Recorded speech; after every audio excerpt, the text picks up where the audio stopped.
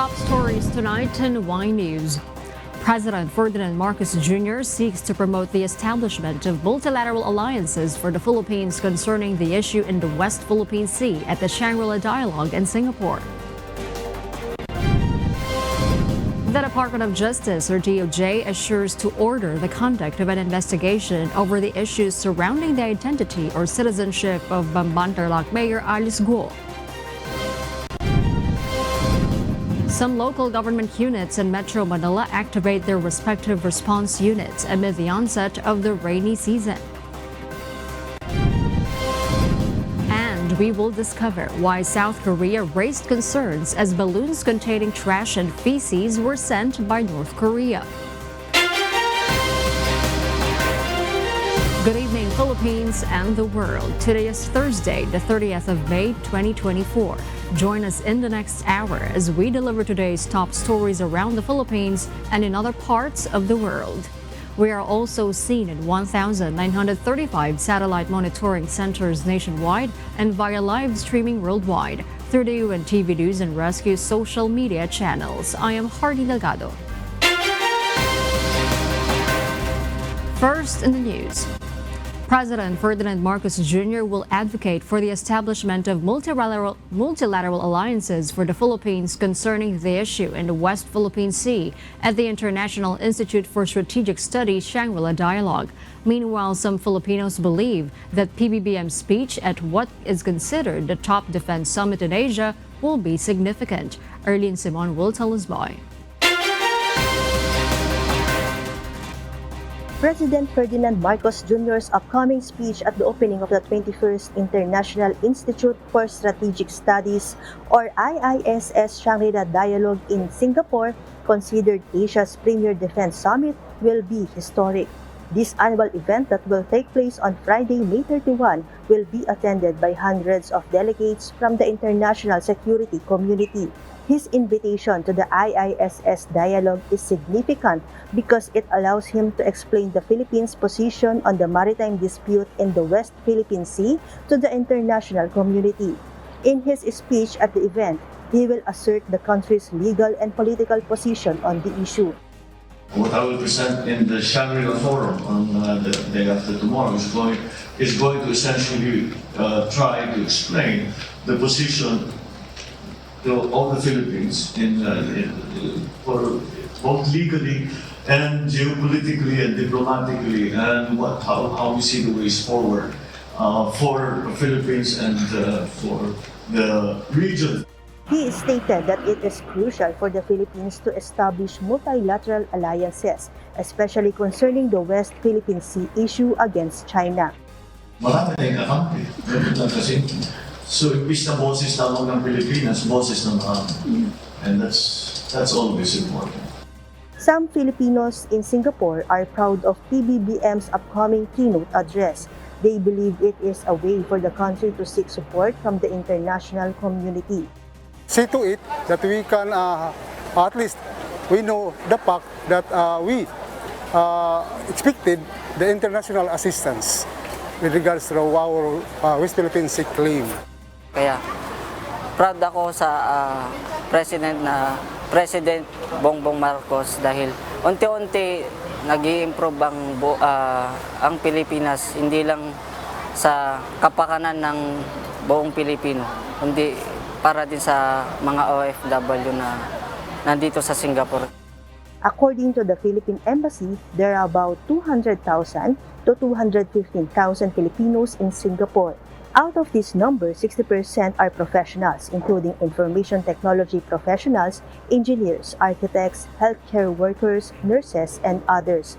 The remaining 40% are household workers. Aside from PBBM's speech at the Shangri-La Dialogue, the President will also have a series of meetings.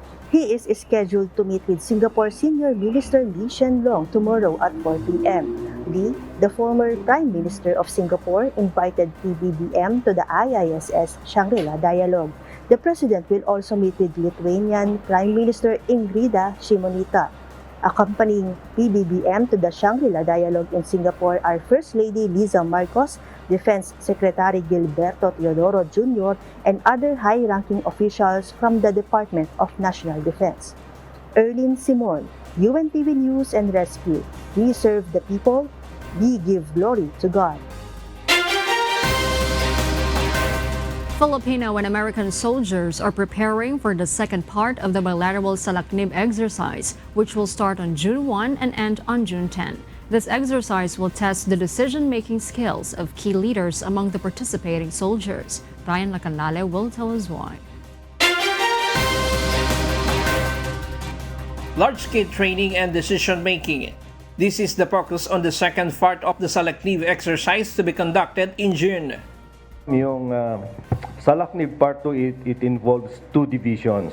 One division from the U.S. Army Pacific and 7th Infantry Division. It is a brigade-to-brigade or force-on-force exercise.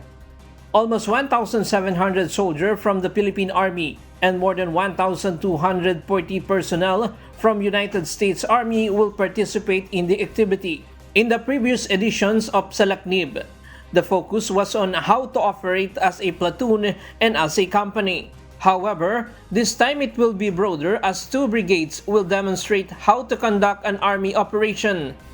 It is a brigade-to-brigade or force-on-force exercise. Dati kasi we are engaged in platoon level, company level, but this time we are employing two brigades, one brigade each from the U.S. Army and one brigade from Philippine Army, the 702nd Infantry Brigade. So mas malaki po yung scale ng exercise na ito, and they are being provided with the operational environment wherein yung key leaders will be stressed para mag-react to certain scenario. There will also be ground army operation scenarios such as search and attack, defensive operations, and attack operation. According to the Philippine Army, the United States Mid-Range Capability MRC missile system will be used in the activity, but it will not be fired. This is part of the training from the very beginning during this first part of Salaknib and even on the part of Balikatan, and now it's extended on the Salaknib phase 2. This is more of the training purposes. There will be no live firing of this particular missile system. What we could do is familiarize with our troops on the particular weapon system. The Salaknib exercise is also anchored on the comprehensive archipelagic defense concept of the Armed Forces of the Philippines. Salaknib is in line with the comprehensive archipelagic defense concept. Yung mga competency na kailangan ng mga tropa natin, makukuha nila rito sa mga events na ginagawa dito sa Salaknib 2. In April, the first part of Salaknib was conducted, where the knowledge learned from training such as air mobile operation, jungle operations training, and breaching obstacles for explosive and ordnance disposal was applied in the previous Balikatan. Ryan Lacanale, UNTV News and Rescue. We serve the people, we give glory to God. The Department of Justice, or DOJ, assures to order the conduct of an investigation over the issues surrounding the identity or citizenship of Bamban Mayor Guo. This is if the Senate would ask them. Dante Amento tells us why. The Department of Justice, or DOJ, respects the ongoing investigation by the Senate on Bamban Mayor Guo. DOJ spokesperson Assistant Secretary Miko Clavano said they could conduct a parallel probe through the National Bureau of Investigation, or NBI, if necessary, such as to determine her nationality or if she is linked to criminal activities. We are just paying the courtesy to the Senate, who now leads the investigation, if need be, and as requested, if requested by the committee, we can definitely assist, no? However, Clavano clarified they need an official request from the Senate to commence the investigation. Ayaw lang po natin na pangunahan ang Senado, especially because there is an ongoing investigation on their end. Pero po kung malaman ho natin at meron po silang directive sa atin na mag-conduct ng isang investigation, we will definitely abide. In addition, Clavano disclosed that at present, the DOJ has not received any complaint against Mayor Guo. Meanwhile, the Office of the Solicitor General, or OSG, is still conducting its investigation, which may lead to a quo warranto petition to determine the eligibility of Guo to exercise her public office. If ever it is decided by the courts, will take the power of Mayor Alice Guo away in such a way na parang hindi siya eligible or qualified to hold the position. Dante Amento, UNTV, News and Rescue. We serve the people, we give glory to God. The Department of Justice, or DOJ, is confident that the Philippines' request to bring back former Congressman Arnolfo Arnie Teves Jr. to the country would be granted. DOJ spokesperson Assistant Secretary Mico Clavano said it has already passed the screening of the Timor Leste Ministry of Justice. The request for Teves' deportation has been forwarded to the Court of Appeals, which is expected to decide on the matter in the next weeks. This is after the Interpol released a red notice against him over the murder charges in the Philippines in connection to the Pamplona massacre last March 4, 2024. Pag nakita nila na legitimate po yung request natin, naka-attach po lahat ng dokumento, supporting documents, ay i-grant naman po talaga. Kaya confident po kami dahil lahat po ng kailangan i-attach ay na-attach. Lahat ng clarifications po ng government ng Timor Leste ay na-address naman po ng Legal Division ng DOJ.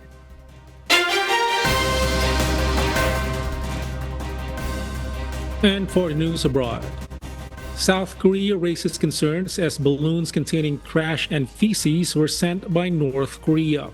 This further escalates tensions between the neighboring nations. RK Liorca will give us the details live. Good evening, RK. Good evening, Joselito. North Korea launched more than 260 balloons laden with trash and excrement across South Korea's border on Wednesday, May 29, branding them as gifts of sincerity. According to South Korean military, most balloons landed on ground and carried garbage and animal waste, labeling the act as base and dangerous. North Korea justified its actions as retaliation against an ongoing propaganda campaign led by North Korean defectors and activists based in South Korea. These activists regularly dispatch inflatables containing anti-Pyongyang leaflets, along with provisions such as food, medicine, money, and USB drives loaded with K-pop music videos and dramas across the border. According to Kim Yo-jong, a prominent figure and sister to North Korean leader Kim Jong-un, the North's balloons are gifts of sincerity for South Korea. Furthermore, she rebuked Seoul as shameful and brazen for condemning the balloons while asserting the rights of its citizens to freedom of expression. Seoul swiftly condemned the action as vile and hazardous as South Korean military's explosive ordnance unit and chemical and biological warfare response team have been dispatched to examine and gather the items. Additionally, authorities issued an alert advising residents to steer clear and promptly report any discoveries. Meanwhile, a former South Korean administration aimed to block such campaign, and a ban on balloon launches was implemented in 2021. However, this ban was overturned by a top court, deeming it a violation of freedom of speech. Back to you, Joselito. Thank you, RK Liorca, reporting live from Thailand. Israeli forces have seized control of the buffer zone along the Gaza Strip's border with Egypt, effectively controlling Gaza's entire land border. Despite the International Court of Justice order to halt attacks, Israel continued raids on Rafah, where many of Gaza's 2.3 million residents have taken refuge. Military spokesperson Daniel Hagari has confirmed operational control over the Philadelphia corridor used by Hamas to smuggle weapons. This corridor was Gaza's only border not directly controlled by Israel until now. Israeli tanks entered Rafah on Tuesday, May 28, moving into central areas despite the United Nations' demand to halt the assault. The World Court criticized Israel for not safeguarding evacuees from the Rafah or ensuring their access to essentials. Hamas was urged to release hostages taken from Israel. Israeli tanks advanced into Tel al-Sultan and Yibna but retreated to the buffer zone. Haitham al-Hams, a deputy director in Rafah, reported drone strikes on displaced citizens. Palestinian health officials noted 19 civilian deaths from Israeli airstrikes, with Israel accusing Hamas of using civilians as shields, a claim Hamas denies. Health Minister Majed Abu Rahman called onto the U.S. to pressure Israel to open the Rafah crossing for aid. Israel's National Security Advisor Chachi Hanegbi indicated that fighting in Gaza would persist through 2024, aiming to dismantle Hamas. More than 36,000 Palestinians have died in the conflict. Negotiations for ceasefire and hostage release remain stalled as Hamas demands an end to the Rafah offensive. We'll share more global stories with you later, but for now, back to you, Herlene. Thank you, Joselito. For those watching our live streaming on YouTube, please click the subscribe button you see on your screen and ring the bell for notification. You may also follow us on Facebook, Instagram, and TikTok. Some local government units in Metro Manila activate their respective response units amid the onset of the rainy season. Asher Kadapan Jr. tells us why.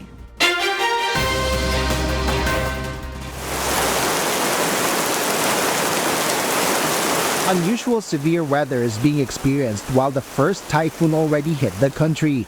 With this, some local government units take various initiatives on the onset of the rainy season. Valenzuela City says their local response units are all prepared for the possible inclement weather.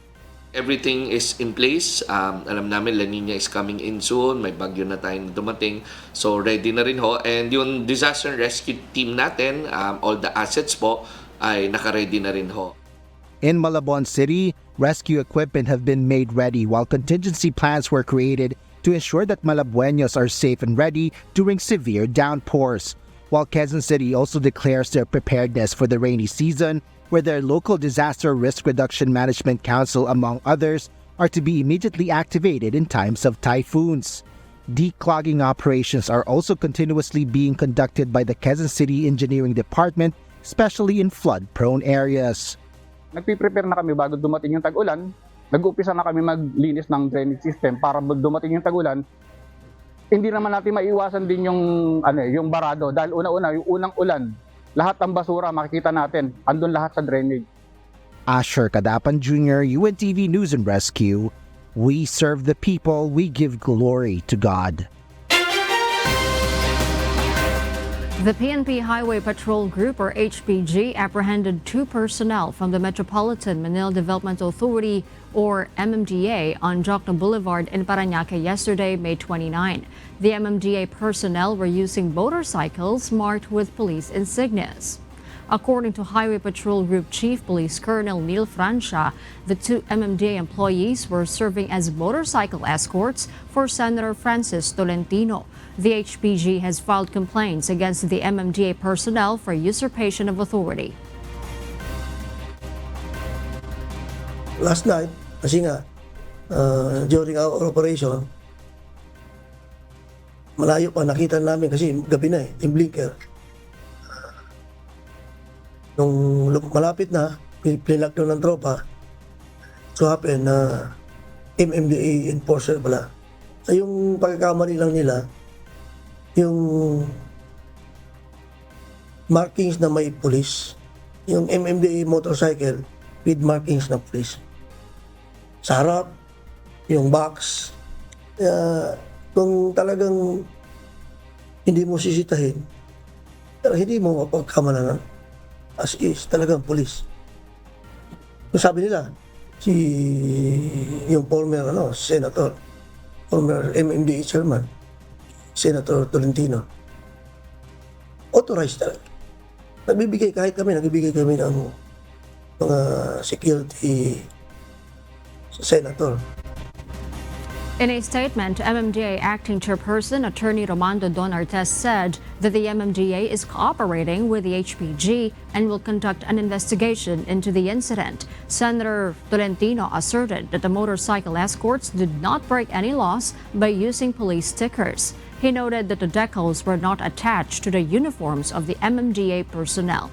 Furthermore, the Department of Justice has released the apprehended MMDA personnel due to insufficient evidence to charge them. Senator Tolentino mentioned that his office has no control over the markings placed on the vehicles, helmets, or belts used by his escorts. However, he has requested the MMDA to remove all stickers, whether decorative or international decals, from the vehicles used for his escort. He also called for an investigation into the source of the PNP stickers, which are commercially available.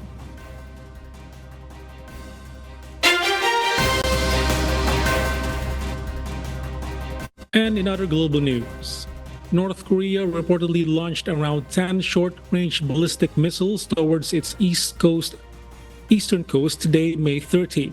This comes just days after the failed launch of a spy satellite on Sunday. According to a South Korean official, the short-range missiles were launched from the Sunan area of Pyongyang and landed in the Sea of Japan. The Republic of Korea condemned the missile launches, stating that they pose a threat to their capital, Seoul, and other critical military bases. South Korea has assured that they will respond to any provocations. Japanese Prime Minister Fumio Kishida strongly protested North Korea's actions, declaring that they violate United Nations Security Council resolutions. The Japanese Defense Ministry confirmed that no missiles landed within Japan's exclusive economic zone. A volcano in southwestern Iceland erupts for the fifth time within a year, with lava shooting 50 meters into the air. This also marks its most powerful eruption since its volcanic system became active in 2021. Olga Chalian tells us why. The volcanic system in Ireland, with a seismic hotbed positioned between the Eurasian and North American tectonic plates, had been dormant for 800 years. The Icelandic Meteorological Office, or IMO, recorded some 400 earthquakes in the crater area in the past week alone. But after the end of an 8-week-long eruption that happened between Hagafell and Stora Skogfell, studies showed magma accumulating underground once again. This prompted authorities to warn of the risk of renewed volcanic activity in the Reykjanes Peninsula, which is home to about 30,000 people. On Wednesday, May 29, at around 12 p.m. local time, the Sudnyu-Kagigar volcano put up a fiery spectacle, with lava fountains shooting 50 meters high and fissure lengths reaching 3.4 kilometers according to IMO. The IMO also stated that the lava was heavily flowing, estimated at between 1,500 and 2,000 cubic meters per second. The latest event caused disruption to district heating, closure of key roads, and damage to several homes in the Grindavik coastal town. The nearby tourist attraction, the Blue Lagoon Geothermal Spa, was shut and guests were evacuated while flights continued as usual at the Keflavik airport. Man-made barriers have been built to steer lava away from the Svartsengi geothermal power plant and other infrastructure. Iceland's police force had declared a state of emergency while the civil defense is currently on high alert. Paul Gatchalian, UNTV News and Rescue. We serve the people. We give glory to God.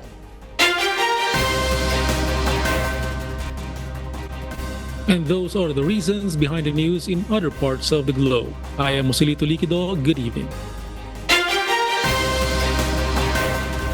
A Senate panel will hold an executive session next week to discuss sensitive matters concerning Philippine offshore gaming operator or POGO in the country. The Senate Committee on Women, Children, Family Relations and Gender Equality, chaired by Senator Risa Hontiveros, will conduct a closed-door meeting with government agencies in the National Security Cluster. Also expected to be raised are the issues hounding the citizenship of Bamban Mayor Guo. This as Senator Sherin Gatchalian claimed that a Chinese national named Wen Yilin could be Guo's biological mother. For her part, Senator Loren Legardo believes the issue on the Bamban Mayor is not an isolated case. She emphasizes the need to look into possible infiltration of external forces not only in the political arena but also in government agencies. Hindi lang man ito isolated case sa isang maliit na bayan at dapat tingnan natin yung pag-infiltrate ng mga sindikato ng ibang bansa sa mga ahensya ng gobyerno at sa ibang mga halal na opisyales, hindi lamang isa. The Office of Civil Defense has ensured their coordination with the different agencies and government branches in preparation for the rainy season. Jed Neresina details why.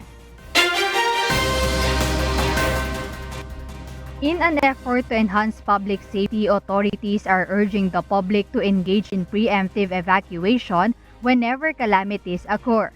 Dapat po kapag mayroong sinasa ng kanilang mga kinauukulan na tayo ay pansamantalang lumikas, gawin na po natin para rin po yung sa ating mga kaligtasan at kaligtasan ng ating pamilya. Ganun din po panatilihin natin na maging aware kung saan yung mga hazard sa ating mga komunidad.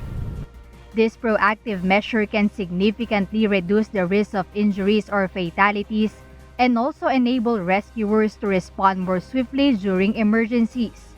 Kung may advisory na talagang ang isang weather system ay pwede mag-cause ng pagbaha o marami ang maibubuhos na ulan, ay mas maganda as early ay makapagbasta na sila, makapaghanda na sila ng mga kakailanganin nila to evacuate. In line with this, the Office of Civil Defense has assured that it is coordinating closely with various agencies and government branches to prepare for the upcoming rainy season. This coordinated effort aims to ensure a prompt and effective response to any potential disaster, safeguarding communities across the nation. Ang OCD po ay nakikipag-ugnayan sa iba't ibang mga ahensya po at bangay ng pamahalaan tungkol sa mga bagay na may kinalaman sa DREAM. At ito rin po yung nagpapatakbo ng DREAM Operation Center. Nakamonitor tayo dito 24/7 for any eventuality ng emergency at disaster. OCD spokesperson Director Edgar Posada said that there are standby personnel who can respond in the event of any incident or disaster in an area. Moreover, included in the preparations taken by the government is the mass sending of mobile text messages and alerts about early warnings when there are expected calamities. Also, with the help of the Department of Social Welfare and Development, food and non-food items are sent before disasters and calamities so it can reach quickly to affected residents in the area. Jed Neresina, UNTV News and Rescue. We serve the people. We give glory to God.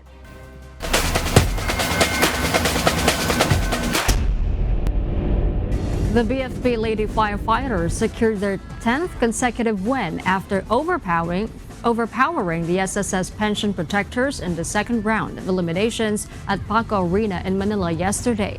Additionally, the PNP Lady Patrollers triumphed with a clean sweep, defeating the GFA emissaries in 3 straight sets. Leading the game standings, the AFP Lady Gunners remain at the top after a strong performance, beating the Judiciary Justice Servers with a score of 3-1. JP Nunez reports.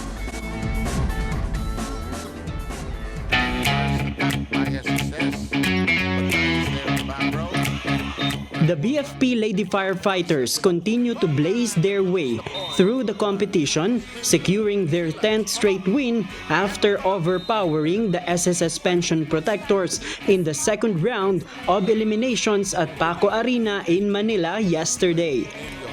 In the first game, Gang Abellana, Angeli Bentic, and AJ Mamangun of the Lady Firefighters launched powerful attacks against the SSS Pension Protectors defense led by Pachari Sengmuang and Pauline Sea. The Lady Firefighters took the first set with a score of 25-18.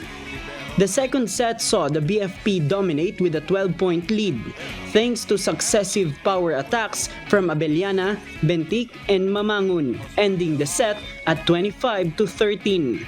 In the third set, the Pension Protectors struggled against the combination plays of Adolfo and Diaz, and quick attacks by Mamangun and Abellana. The Lady Firefighters clinched the set with a score of 25-14. Gang Abellana was named the best player of the game, boasting 6 attacks and 9 service aces. The BFP Lady Firefighters hold the third spot in the standings with 10 wins and 3 losses. Huwag masyadong iisipin yung mga napanalunan ba. Back to zero lagi, parang ganyan. Parang naghahabol lang lagi. Yun ang lagi namin ini-instill sa utak nila. Para hindi sila mag-relax, hindi sila mag-plateau.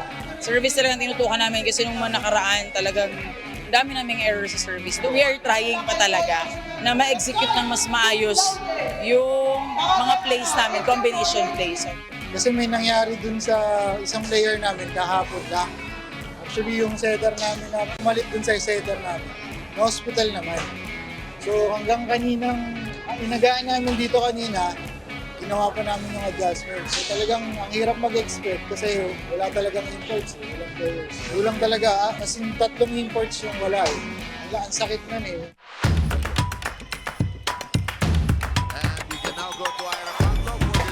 In the second game, the PNP Lady Patrollers defeated the DFA emissaries in a clean sweep, winning 3-0. In the first set, Milia Flor Ronquillo, Kia Gomez, and Ces Oliveros of the PNP Lady Patrollers launched a relentless offensive against the DFA emissaries, despite strong defense from Kat Magsumbol and Yvonne Reyes. The PNP secured the first set with a score of 25-21. The PNP dominated the second and third sets with scores of 25-14 and 25-21 respectively, again led by Ronquillo, Gomez, and Oliveros. Ces Oliveros was named the best player of the game with 12 attacks and 1 service ace. The PNP Lady Patrollers are in the second spot with 10 wins and 2 losses.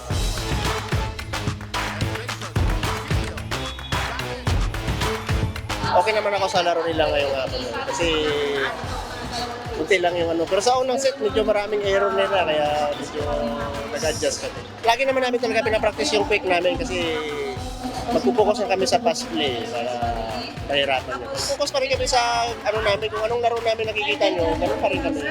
Knowing PNP, alam ko kung paano sila mag-serve. Nung mga una-una, nakukuha naman eh. Kaso nga lang, nung latter part na kailangan na talaga yung receive, doon pa nawala. So, at least kahit pa paano, meron pa rin, may hope pa rin na may nababago naman kahit paunti-unti. Yun yung sabi ko, di ba? Una pa lang, mahabang proseso to. Pero happy na rin naman ako kahit pa paano dahil may outcome naman yung mga paghihirap nila. Expecting that inspiring story. In the third game, the AFP Lady Gunners triumphed over the Judiciary Justice Servers in a 3-1 victory. In the first 2 sets, Iyari Yonko, May Madulid, and Cheryl Jack of the Lady Gunners unleashed a series of powerful attacks against the Justice Servers, who defended with the help of Lerma Tubug and Yvonne Reyes. The AFP won the sets 25-20 and 25-13. The third set saw strong attacks from Yonko and Let Mabayad of the Lady Gunners, but the Justice Servers, led by Arnie Pesebre and Lerma Tubog, fought back to win the set 23-25. However, the Lady Gunners dominated the fourth set with quick and cross-court attacks from Ann Pantino, Madulid, and Joy Bitinho, finishing the game at 25-8. May Madulid was named the best player of the game with 10 attacks and 1 block. The AFP Lady Gunners remain at the top of the standings with 11 wins and 2 losses. Maganda naman yung pinakita nila, yung third set lang. Nag-relax lang talaga sila ng third set. Kaya naman nilang mabol, medyo lang. Yung last error. Nawalan lang sila ng receive doon. Yung pagpasok lang ng tao. Medyo na late lang. Same pa rin, kailangan manalo. So, dapat may receive. Siyempre, receive, unang-una. para maka-atake ng maayos. Thankful po kami kay God at hindi niya po kami pinabayaan. Kami nasa top 1. Mas maganda yung coordination nila at saka yung teamwork sa loob. No? Although, medyo yung last part, masama yung receive. Nagbabago talaga eh. Kailangan yun ang talagang ipo-focus namin na gusto. Nakukuha naman, kaya lang pag medyo humahabol ang kalaban o medyo medyo nininervyos pa ng konti. Yung medyo yung tiwala sa sarili para kumuha ng bola nawawala. Stay tuned for the next exciting matches in the League of Public Servants on Win in Sports, Win for Charity. This coming Sunday, June 2, 2024 at Paco Arena in Manila. The Senate Lady Defenders will face the PNP Lady Patrollers at 12 noon. Following this, the SSS Pension Protectors will go up against the Judiciary Justice Servers at 2 p.m. The final game at 4 p.m. will feature a showdown between the COMELEC suffragettes and the DFA emissaries. JP Nunez, UNTV, News and Rescue. We serve the people, we give glory to God.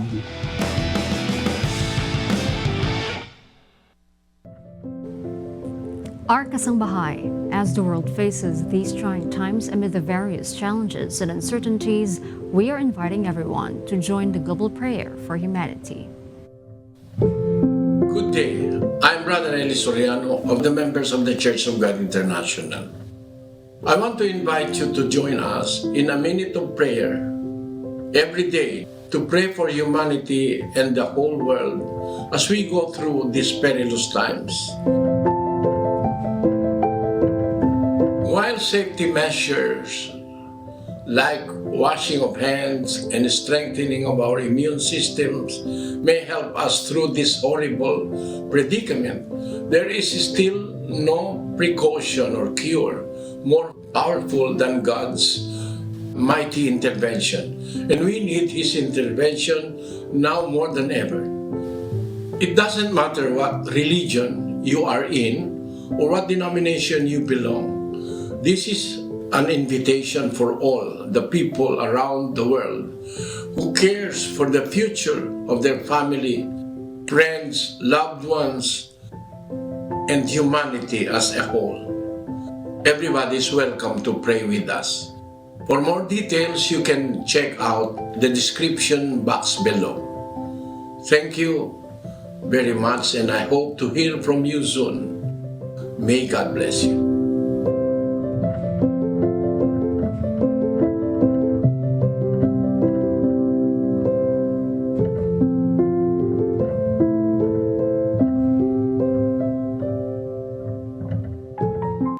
And before we close, we will leave you with a word, giving glory to God. From the book of James, chapter 1, verse 13, it says, "Let no man say when he is tempted, I am tempted of God. For God cannot be tempted with evil, neither tempteth he any man."